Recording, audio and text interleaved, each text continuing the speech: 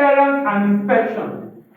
Port clearance and inspection, you engage with different government agencies, phytosanitary, fumigation, NAFDAC, customs, all the government agencies. That's the point you engage with them.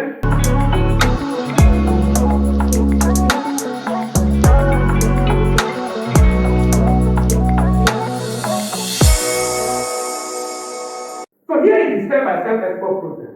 You start with preparation. If you prepare adequately, you will be able to promote. If you prepare adequately, you will be able to promote. If you know exactly what to do in promotion, you will be able to get purchase order. So we'll talk about finding contract. How do you promote get purchase order? We'll talk about that. Then procurement. Procurement. Now I have the contract. I'm procuring, I'm buying. Buying the product. Or I procure to, because I'm not a producer. If you're a producer, then you produce, you manufacture the goods. Packaging and labeling is very important depending on the market. Pre-export documentation, I'm sure you have done this, right? What are the pre-export documentation for export in Nigeria? Pre-export documentation. Should be registered as a limited liability company.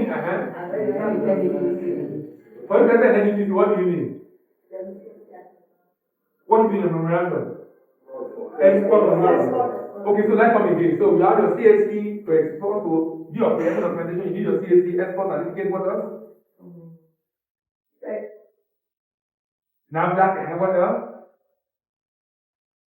You have not mentioned the most important one. You have not mentioned the most important one. The one that tells you invented.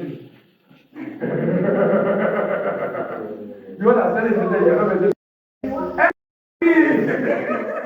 So anybody can come back now. I'm pro forma invoice. So you do your pre-export documentation, then port clearance and inspection. Port clearance and inspection, you engage with different government agencies, phytosanitary, fumigation, NAFDAC, customs, all the government agencies. That's the point you engage with them. If you scale through, you do your post-export documentation. What are the post-export documentation? Country of origin, bill of lading, if I'm going by sea, if I'm going by air, airway, if I'm going by road, roadway bill.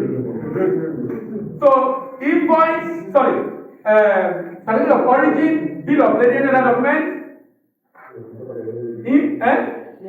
airway, if going by air. There are other documents now. Packing list, invoice,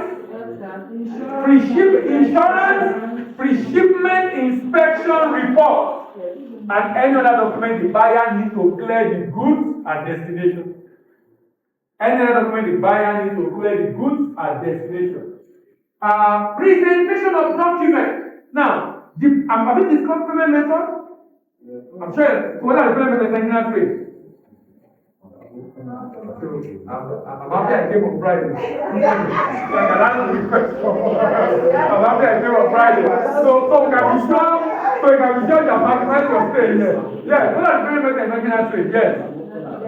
Letter of credit, bill for collection, open account, and advance payment.